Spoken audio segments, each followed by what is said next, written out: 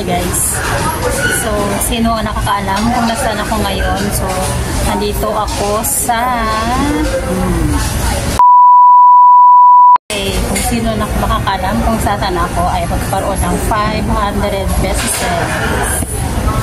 Okay, so ang order ko guys ay tubig. Hindi, nagutom ako guys, kaya kakain muna tayo dito sa alam niyo na saan ang bida ang sarap.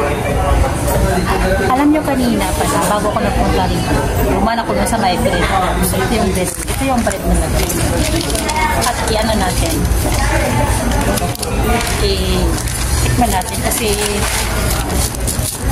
gusto ko lang tikman yung bread to. Alam mo ba? Alam mo yung brand ng tinapay nila. Okay, so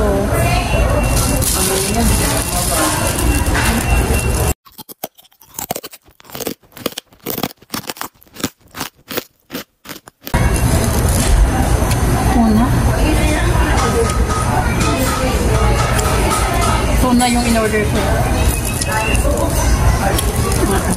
Sarap siya. Okay. Sarap siya guys pala ang bread to. Awesome. Basta bumili lang kayo. Lahat siya. Dito pa rin yung order ko. Chicken.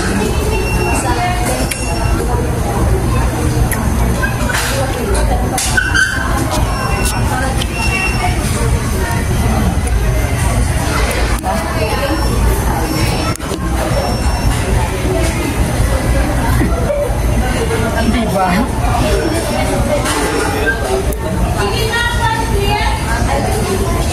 Alam niyo guys, ito lang ang na-observe ko ngayon sa algorithm ni Mitoy. Ganito yun. Hindi na siya nagbe-base doon sa views. True, hindi na siya nagbe-base sa views. Mas siya guys, mas nag-focus siya doon sa retention rate. Kaya kayo, kung wala kayong views, okay mag-alala. Kasi yung iba nga billion views sila tapos nakita, di ba? Zero earnings. Kasi ibig sabihin noon, hindi siya nagbe-base sa views na ngayon. Dati kasi yun, yung algorithm dati, iba. 3 years na ako nagwa-vlog, na obserbahan ko talaga yung takbo ng algorithm ni Meta. Dati, yung pinagbabasihan doon yung views, tapos kung magbabiral, ganyan. Ngayon, hindi na talaga ganon. Kaya ibang-iba na talaga, kaya kailangan makisabay ka talaga sa trend ng AI. Kasi yun talagang na-observe ko guys. Kasi meron akong kakilala, meron siyang 5 million views, tapos zero earnings. O, diba? Bakit naging zero earnings yun? Million nga yun. So, ibig sabihin kasi yun, hindi na yun sa views basihan. Kaya, sa ads, alam nyo ba yung ads? Alam nyo yung RPM? Rate per minute, di ba? RPM is rate per minute. So, yun ang ibig sabihin nun. Doon siya kaya, huwag kayong, hindi kayo kumita ngayon. Kita din kayo pagdating ng araw. Maraming tao dito guys.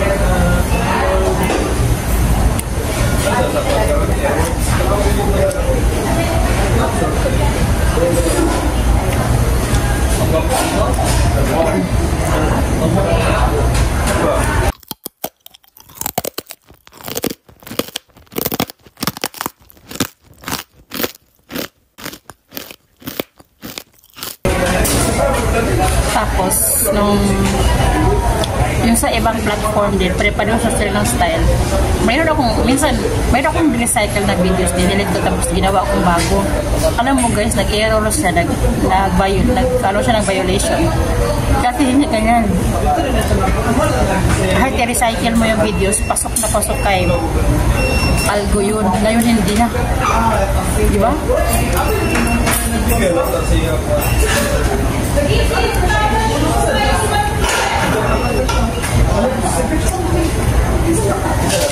Hindi ko alam kung anong kakainin ko.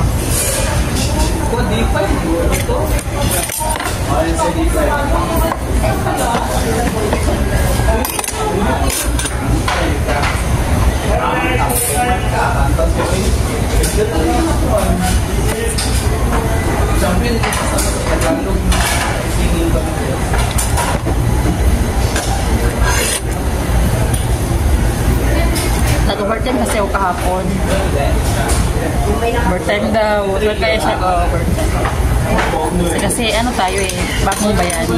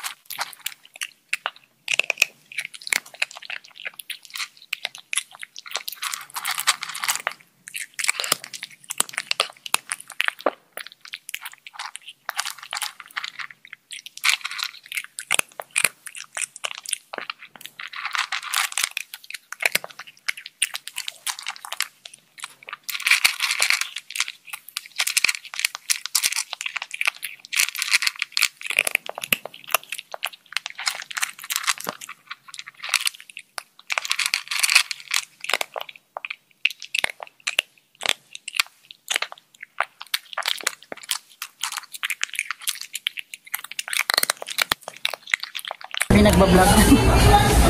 Diba, vlogger na lahat.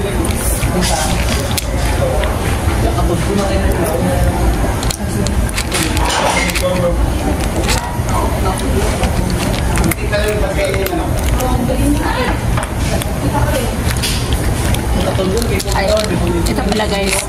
Doon sa may nag-PM sa akin kung paano daw yung mode of payment sa Meta. Depende sa inyo, pwede ka sa bangko, pwede din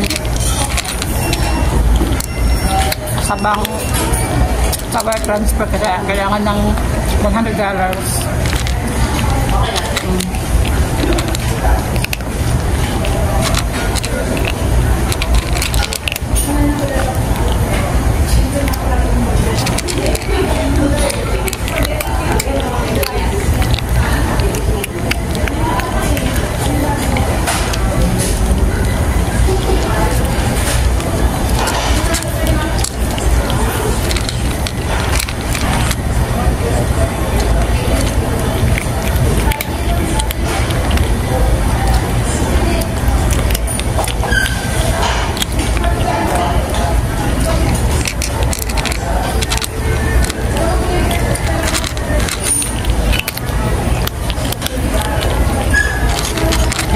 Post lang kayo video. Kaya alam nyo ba? Hindi kayo mag-start sa buhay yan.